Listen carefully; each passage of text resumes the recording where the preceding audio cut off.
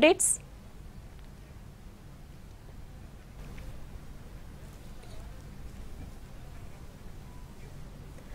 ఇక Erravalli farm house లో BRS senior నేతలతో మరోసారి కేసీఆర్ సమావేశమయ్యారు. దీనికి సంబంధించి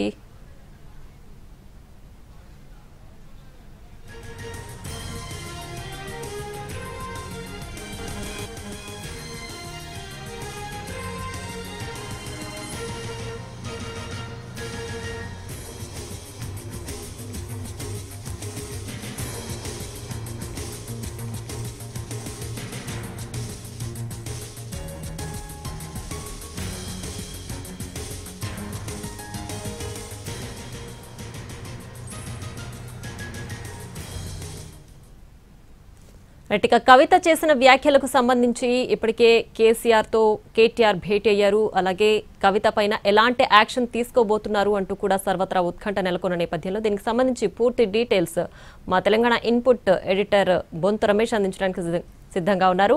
రమేష్, చెప్పండి, ప్రస్తుతానికి కవిత ఏ చర్యలకైనా సిద్ధపడే తాను పేర్లను కూడా బయట పెట్టానని తాను ముందుగానే చెప్పింది. సో మొత్తానికి కవిత పైన వేటు పడే ఛాన్స్ ఎంతవరకు ఉండొచ్చు అంటారు? సొంత పార్టీ నేతలు సొంత బంధువుల మధ్య వివాదాస్పద వ్యాఖ్యలు చేసిన కవితను బహిష్కరించాలని కేసీఆర్ నిర్ణయం తీసుకున్నారు. ఈ మేరకు కొద్దిసేపట్లో అధికారికంగా ప్రకటన వెలువడే అవకాశం ఉంది.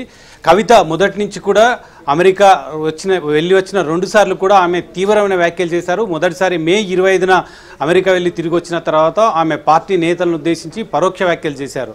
కేసీఆర్ దేవుడు, కేసీఆర్ చుట్టూ దయ్యాలున్నాయంటూ చేసిన వ్యాఖ్యలు కలకలం సృష్టించాయి.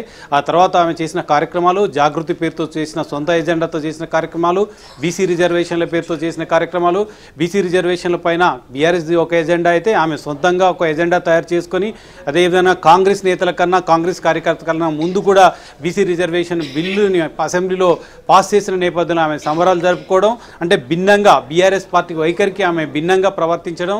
ఆ తర్వాత నిన్న చేసిన వివాదాస్పద వ్యాఖ్యలు సొంతంగా హరీష్ రావు పైన, సంతోష్ రావు పైన తీవ్రమైన వ్యాఖ్యలు చేసింది. కాళేశ్వరం స్కాము, అవినీతి మరకలు వీళ్ళ వల్లనే కేసీఆర్కు అంటాయంటూ కూడా తీవ్రమైన వ్యాఖ్యలు చేసిన నేపథ్యంలో ఏమాత్రం ఉపేక్షించేది లేదు. పార్టీ నేతలపైన ఆమె వ్యాఖ్యలు చేసింది. అదేవిధంగా కేసీఆర్ చుట్టూ దయ్యాలున్నాయి, ఆయన దేవుడు అంటూ చేసిన వ్యాఖ్యలపైన ఇక పార్టీ పరంగా ఊరుకుంటే భవిష్యత్తులో మరిన్ని విస్ఫోరణాలు ఏర్పడతాయి. ఒకవేళ ఈమె పైన చర్య తీసుకునే పక్షంలో పార్టీలో గందరగోళమైన పరిస్థితి ఏర్పడుతుంది, క్రమశిక్షణ కట్టుతప్పుతుంది. ఇప్పటి వరకు పార్టీ అధినేతగా ఉన్న కేసీఆర్ సొంత కూతురు అయిన నేపథ్యంలో ఉపేక్షిస్తే ఎవరైనా పార్టీకి సంబంధించిన నేతలు భవిష్యత్తులో ఇటువంటి వ్యాఖ్యలు, పార్టీ వ్యతిరేకంగా వ్యాఖ్యలు చేస్తే అదంతా కూడా పార్టీలో క్రమశిక్షణ తప్పుతుంది, కట్టు తప్పుతుంది.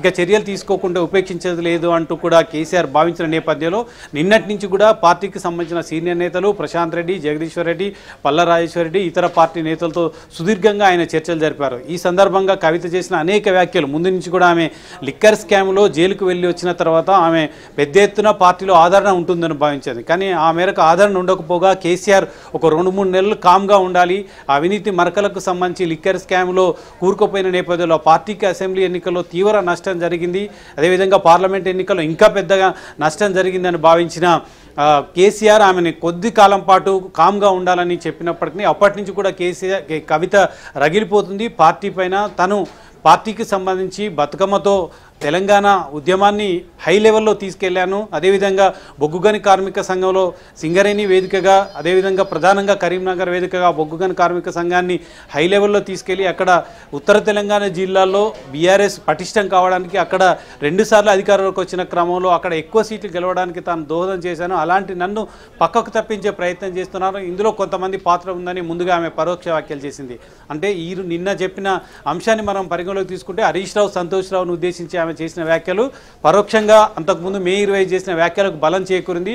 అప్పుడు కేసీఆర్ చుట్టూ దయాలున్నాయని ఈ ఇద్దరిని ఉద్దేశించే వ్యాఖ్యలు చేసిందని భావించవలసి వచ్చింది. సో ఇక హరీష్ రావు కీలకంగా ఉన్నారు, క్రియాశీలకంగా ఉన్నారు, కేసీఆర్కు అల్లుడు, మేనల్లుడు, అదేవిధంగా సంతోష్ రావు కూడా అతనికి సమీప బంధువు కావడంతో ఇద్దరిపైన వ్యాఖ్యలు చేయడం, పార్టీలో ఇద్దరు క్రియాశీలకంగా ఉన్న ఇద్దరు నేతలపైన ఆమె నేరుగా వ్యాఖ్యలు చేయడం ఇక ఉపేక్షిస్తే అది మరింత విస్ఫోరణలకు దారితీసే అవకాశం ఉంది. ఖచ్చితంగా చర్య తీసుకోవాలని భావించిన కేసీఆర్ పార్టీ నేతలతో చర్చించిన తర్వాత, అదేవిధంగా వర్కింగ్ ప్రెసిడెంట్ ఉన్న కేటీఆర్తో చర్చించిన తర్వాత ఒక నిర్ణయం తీసుకున్నారు. నిన్ననే ఒక ఇండికేషన్ వచ్చింది, హరీష్ రావు రావు అసెంబ్లీలో కాళేశ్వరం పీసీ ఘోష్ కమిషన్ మీద విచారణ జరిగిన సందర్భంలో ఆయన మాట్లాడిన తీరుని బీఆర్ఎస్ అధికారిక ఎక్స్ హ్యాండిల్లో ఆయనను పొగుడుతూ ఆయన చేసిన 6 అడుగుల బుల్లెట్ అంటూ పొగుడుతూ బీఆర్ఎస్ ఒక అఫీషియల్ హ్యాండిల్లో ట్వీట్ చేసిన నేపథ్యంలోనూ కవిత ఆరోపణలు చేసింది. ఆ తర్వాత ఆరోపణలు ఉద్దేశించి కేసీఆర్ హరీష్ రావు చేసిన వ్యాఖ్యల్ని రీట్వీట్ చేస్తూ కేటీఆర్ కూడా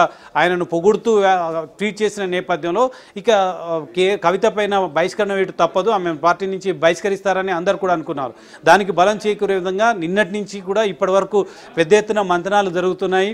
పార్టీ నేతలతో సీరియస్గా మంతనాలు జరిపిన తర్వాత ఆయన ఒక నిర్ణయానికి వచ్చారు. కవితను పార్టీ నుంచి బయటికి పంపడమే ఇక శ్రేయస్కరమని భావించారు. ఈ మేరకు బహిష్కరణాస్త్రాన్ని ఆయన ప్రయోగించబోతున్నారు. కొద్దిసేపట్లో కీలక ప్రకటన వచ్చే అవకాశం ఉంది.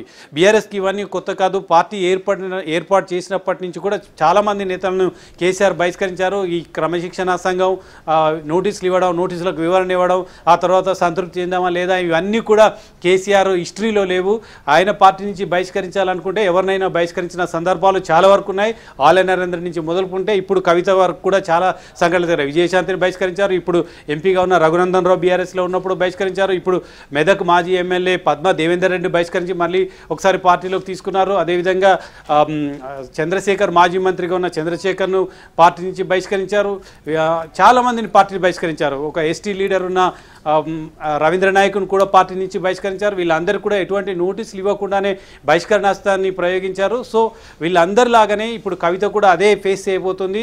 కవిత కూడా అదే ఎదురు చూస్తున్నట్లు కనిపిస్తుంది. నా పైన బహిష్కరణ అస్త్రం వేస్తే తను భవిష్యత్తులో ఏ విధమైన సొంత ఎజెండాతో ముందుకు వెళ్ళాలన్న అంశానికి సంబంధించి ఇప్పటికే క్లారిటీ ఉంది. ఆమె బీఆర్ఎస్కు సమాంతరంగా మరొక పార్టీ పెట్టే దిశగానే ఆమె ఆ రకంగా అడుగులేస్తుంది. జాగృతి పేరుతో కార్యక్రమాలు చేస్తుంది. కొద్దిసేపట్లో అధికారికంగా ప్రకటన వెలువడే అవకాశం ఉంది.